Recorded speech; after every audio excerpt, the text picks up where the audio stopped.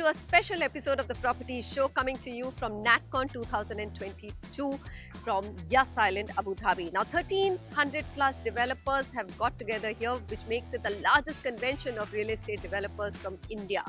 They've made three important commitments. Number one, that they will now focus more on tier 2, tier 3 cities, and $3 billion fund of HDFC Capital. Some amount of it will go into developing housing and the right kind of projects in tier 2 and tier 3 cities.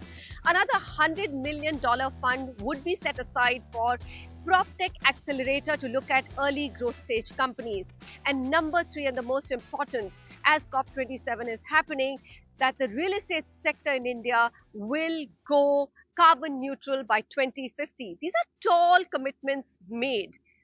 I'm going to speak to many of the key leaders to understand and go a little below the surface to find out how will they achieve it and how will that impact the housing sector of India.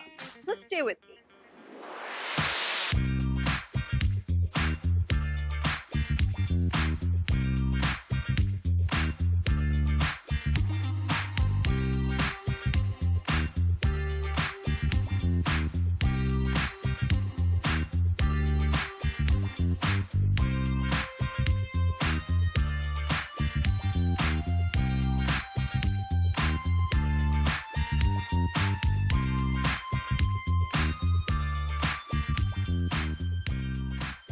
Let's get some insights from thought leaders of the industry, Anuj Puri and Vipul Roongta. Anuj, let me start with you because the mood seems to be very upbeat on housing sales, right? All the developers that I'm meeting are actually smiling. And you come out with a report which says that housing sales are going to probably cross the 2013-14 levels. Is that going to happen this year despite interest rates high? So Manisha, it is amazing what's happening. So don't ask me more questions on that. But it is amazing the way the data is coming out. 2022, the first 9 months of this year, has already crossed the sales of 2021 for the full year. We believe that 2022 will cross the previous peak of 2014. And on the other hand, you have all the global headwinds coming in, the interest rates, going up, liquidity is getting squeezed, and the challenges that are emerging at least at a global level and certainly at an India level with the mortgage rates going up. Yet the sales continue to remain, absolute robust. Diwali was one of the best in a decade that we have seen. So there is a bit of a dichotomy going on in there but it is true that the sales has been exceptional at this moment in time. All right, Vipul, how are you looking at sales in top 7 cities versus tier 2 cities? Because CREDAI has also said that out of not the entire $3 billion, of course, but some amount of the $3 billion fund of HDFC Capital will go into tier 2 cities housing projects. Yeah. Do you see that happening? Oh yes, in my opinion, the growth is not coming from only the top 7 cities, like is probably happening in every sector in India.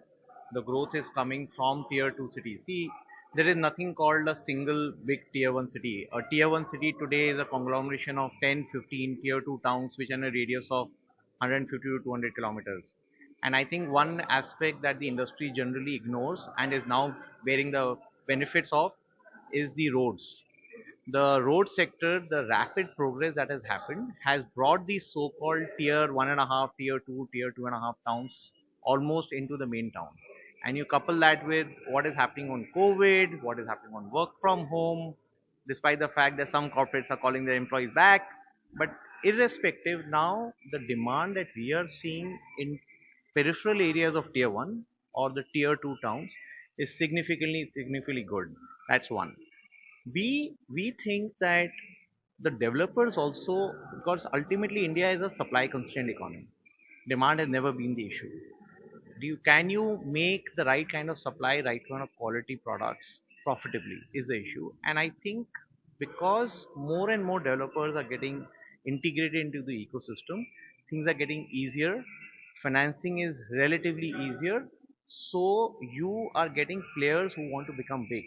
Cleaner players are coming onto the table, which is increasing the overall confidence of the buyer and lenders. To your point about HDFC Capital committing to the thing in terms of tier 2 towns, we are very bullish. We think that the next almost one third of our growth is gonna come from beyond the top 10 cities, and we're talking about tier city number 10 to city number 50.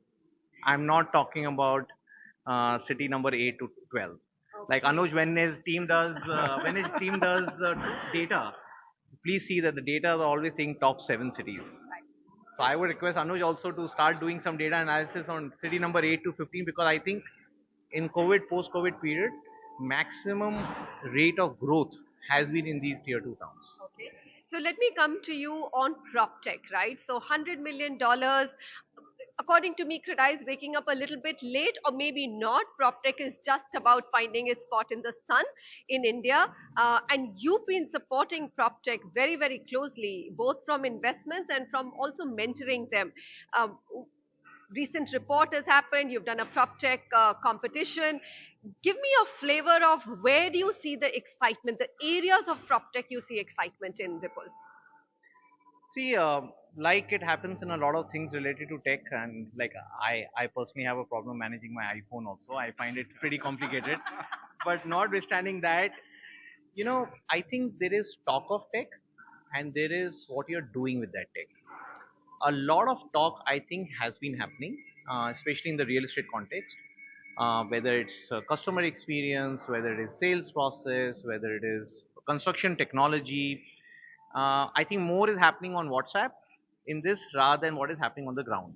And at HDFC, our whole focus has been that how can we nudge as a financer, how can we nudge the industry towards adopting these technologies. Now, the problem that came there is that, and it's a valid question, you know, construction business is a tough business to do, as any developer will say, across too many stakeholders. Now, if you are trying to bank on a critical component of your construction process on a so-called startup, and there are so many, it becomes a little bit of a confidence gap. So what we are trying to do is to build that confidence, set up an entire ecosystem where the lenders, the startup innovations, the corporates, that is the developers, and even financiers, institution financiers, domestic and corporate, they come on the same thing, including research institutions and academic institutions, and create a melting pot so that if I have a top innovation, then here is the industry which will adopt. So our whole focus is adoption. On your thing about $100 million, right size, not size, I think it's a very good start. Personally, I think it's a very good start. I think they'll have a tough time even deploying $100 million like we were discussing, because the depth will come from adoption. If Not I just from ideas. Not just from ideas, I think getting pre-series A an idea thing in the Indian context even today is a relatively easy part. I think the thing comes when for the next 3 years you show growth of 50% and 70% or 100% compounded. Where do you get that from? That I think is the critical factor. That will decide the men's and the boys and the women and the girls. Women and the girls. Yeah. I'm so glad you made it gender neutral. All right, Anuj, on PropTech, your thoughts, because I know that you've also started investing in PropTechs. You're constantly looking at the universe to say who could be the big winners, who could, if adopted by the industry, grow into the next unicorn, right? Uh, where do you think is the excitement? Are there certain ideas that you think will work better, get adopted faster? So, Manisha, as Vipul said, is that PropTech has just started, and we are actually late entrant into the tech game. If you look at the other sectors of the economy, they have been disrupted by tech. Whether it is food delivery or taxi service, several of these have got disrupted by the tech. Real estate is such a large sector and a big contributor of the economy, and we haven't really been able to disrupt it.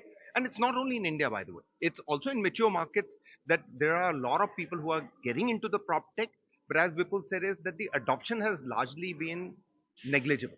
In that is because I think in this industry you have alpha males and alpha females, and they know exactly how to do it, and tech can't really teach them as much. I do feel is that the time is right now where you will see disruption coming in through technology. As Vipul rightly said, is whether it's on the construction side, whether it's on the sales side, whether it's on the design side, you are going to see Many people are trying to do beautiful things the way that they are either aggregating or disrupting. On sustainable solutions, there's so much happening. So much happening. I mean, Vipul was explaining it to me. People are now producing sort of water from thin air in terms of the sustainability is. So clearly, that is where my thought is that it is set to disrupt because every other industry has got disrupted. We can't be divorced. We can't say that we are amongst the major contributors of the global economy and yet tech is not going to disrupt us. Tech will disrupt. It is only, I feel, exactly what Vipul said, adoption is a big challenge in our industry just because the DNA of the stakeholders within this industry is such where they have been very successful in doing what they have been doing it traditionally. I just think it is either the new generation who's going to come in and adopt it, or they will start to see is that the existence in the business is going to become limited if they do not adopt tech. All right. Vipul, do you think that the financiers such as HDFC has a very big role both in driving proptech and particularly sustainability through proptech? Because this is a massive commitment. We are going to, as an industry, become carbon neutral by 2050, and we are actually only 5% of India's built environment is currently even IGPC or any other rated project. So 95% is still not sustainable. What is the role that financiers such as HDFC will play, and how seriously will you push them to do it?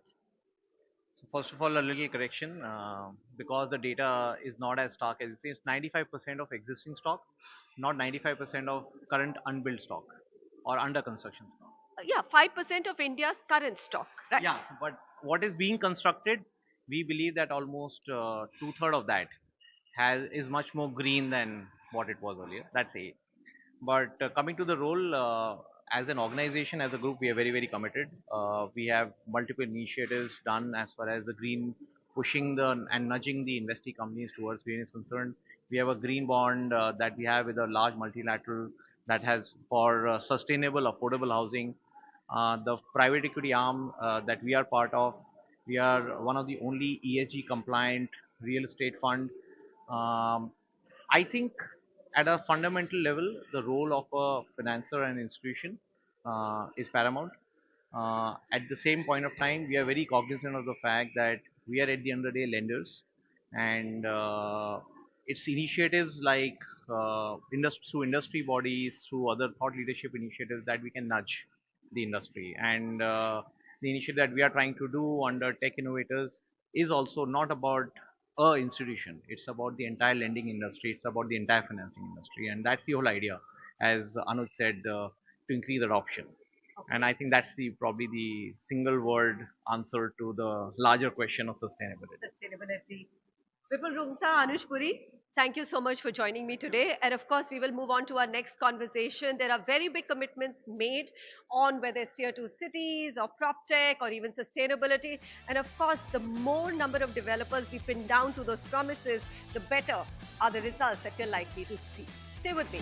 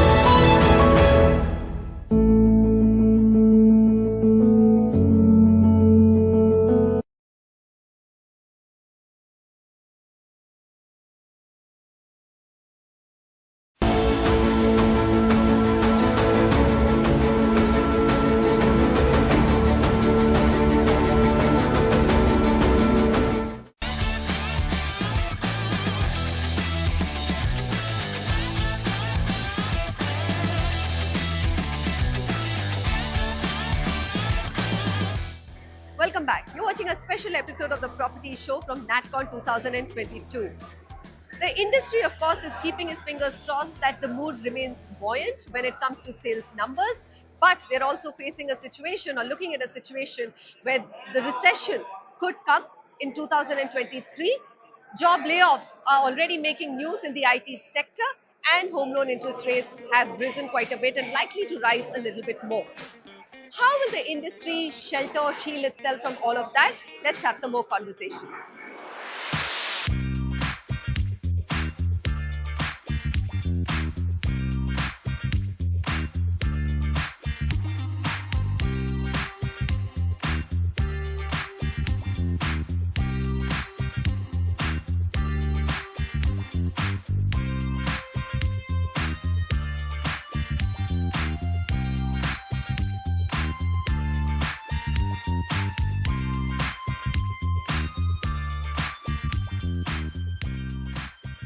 I have senior leaders of CREDAI with me. Let's get to the bottom of what's really happening with the sector right now. Mr. Irfan Razack and Harsh Vardhan Patodia. Mr. Razack, first question over to you. Bangalore, fantastic market, but it's now also looking at a scenario with that home loan interest rates are rising, inflation is continuously high, and there are tech layoffs which are making people and youngsters who are likely to buy homes a bit nervous. Do you think any of this is going to affect? Because the mood seems to be very buoyant here. Most developers are saying sales have been excellent in all of 2022 so far. Morning, Manisha. Always a pleasure to talk to you, and it's a pleasure for me to be here in Abu Dhabi in this NatCon. Relevant points you have brought up. Yes, the last 2 years have been amazing in terms of sales revenue. More than anything else that I find, and I'm always amused on that, is if you look at the year-on-year growth of every developer, including listed players, the growth has been there. It's just been going up. So it's not as though it's just happened immediately, just now. What has changed is post-COVID, everybody started realizing that they need to create an asset for themselves, for their family. So that is the catalyst. Now you brought up 2 points. One was on the interest rate increase. The second is the job layoffs. Now, contrary to expectations, again, perceptions and reality. Now, what's happened is after COVID, or when COVID happened, even I was fearful that, God, COVID has come, lockdowns will happen. Will this mean that business will stop? Will this mean that layoffs will happen? Will this mean that people won't be able to pay their EMIs, and then we'll have a subprime crisis like it happened in 2008 in the US? But it happened the opposite. Then I started realizing that the entire world is looking at us. When I say at us, looking at India. Because I believe that India has got the maximum potential, maximum opportunities for all the global companies to come here, cost benefits, and the jobs just grew. People sat at home, technology helped. They started working from home. They also did 2 jobs and 3 jobs, something what you call moonlighting.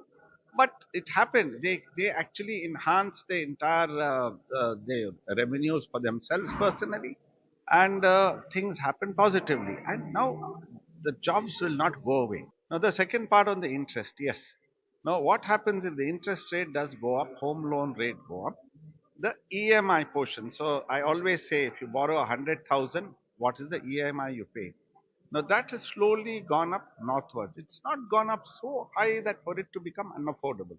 See, on one side, it's not only the interest rates, the input costs have gone up, the land cost has gone up, the entire cost of construction has gone up. So the product itself has become that much more costlier. But we are struggling all the time, every time, how to protect our bottom line, at the same time give an offering to the customer which is affordable. Mr. Razack has just encapsulated the 2 big questions, that rising interest rates, the EMIs still haven't become unaffordable, and the second most important part, that layoffs are nothing to worry about. India will probably continue to create jobs. But let me come to you with the commitments that you've made, especially tier 2, tier 3 cities, right? Mr. Harsh Vardhan, do you believe tier 2, tier 3 cities are ready for big developers such as you, or that you need to support the smaller developers there to become big, and there is growth potential in these cities? Manisha, I definitely admit there's a huge growth potential in these cities. And if India has to be a 5 trillion economy or the third largest economy in the world, the growth has to come from there in terms of job creation and also built infrastructure. Yes, there will be two hybrid model. We need to support the existing developers there, and some of the large developers need to go there to change the entire benchmark and standard of scale, which is not there in those cities today. See, real estate has been speculative. If you look at 20 years before in 8 metropolitan cities, we didn't have the same kind of attraction or demand. Even Bangalore or Pune before about 25 years ago did not have something like this. So I think we are at the cusp of huge growth in these cities in terms of aspirations of the people living there. And with geography being little less relevant because of work from home and the opportunities people are getting there, there is going to be huge growth. We are very confident there is going to be huge growth in these cities. Yes, it will take time. It won't be overnight. But I think we have to start the process to see that infrastructure is available to suit the aspiration of the customer. Okay. Today we think that there is a huge demand. If you look at, we have a session today in the afternoon where people from different spheres of the industry will come and talk about what they are seeing as demand in these kind of cities. So you'll get a better picture there. But we definitely feel, CREDAI feels that there will be huge growth in those cities. Uh, the second most important question, 2050, CREDAI as a body has said that, all its members are committing to carbon neutrality. Harsh Vardhan ji, that's a very big promise you've made. Do you think you'll be able to move the needle on that with all the members of the industry? Because this sector still has very, very large players like you, but also smaller developers who might find it harder to move to sustainability as a goal. Manisha, it's a very tough call that we have made, but we have to start the thinking, start the process. And I think it will slowly permeate from the larger cities to smaller cities, larger developers to smaller developers. But I think once this ecosystem starts, people will hitch on to the bandwagon. And I think CREDAI as a body, we need to kind of educate, train, and change the entire attitude of developers across India to kind of adopt this whole thing. And I think this is uh, inevitable that we have to do it for the people of the planet. If we have to survive and if we have to do business, we have to live. And I think this is a necessity, and CREDAI will do its best to do it. We are signing off from a conference which is much better in terms of mood, sales, demand for housing, and hoping that the rising interest rates or any sort of a global slowdown does not turn the mood sour. And of course, the big commitments that they've made, the industry has the responsibility of fulfilling them those. Goodbye. Thanks so much for watching.